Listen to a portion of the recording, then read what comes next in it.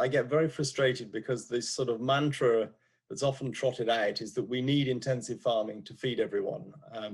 And if you try to do it, to object to intensive farming, then you're basically going to cause people to starve.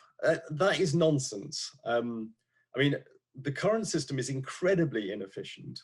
About 80% of the world's land is used to produce meat and dairy products, which is just a ridiculously inefficient way of feeding people. Currently we grow about 3 times as much food in terms of raw calories that we need to feed everybody. But then we waste about 1/3 of it, and we feed another 1/3 very roughly to animals rather than feeding it to people. So the current system is doing all this environmental damage that I mentioned a minute ago. So we need to acknowledge that the current system is terrible and work on ways to fix it. Things like reduce, I mean, it's a really glib and easy thing to say, but just supposing, you know, we could get rid of we could halve food waste globally. That means a 1/6 of all the farmland in the world could be turned over to nature.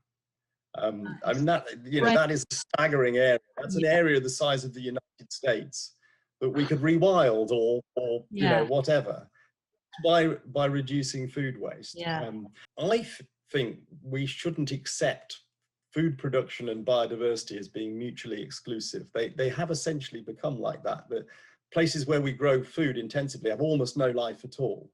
But you can grow food in a way that supports diversity. And actually, I think that's the only sustainable way to grow food. And if you look at, you know, there are some really interesting models of agriculture, things like permaculture, biodynamic farming, agroforestry, some types of small-scale organic farming, where they're focused on kind of working with nature rather than against it, where you can have lots of biodiversity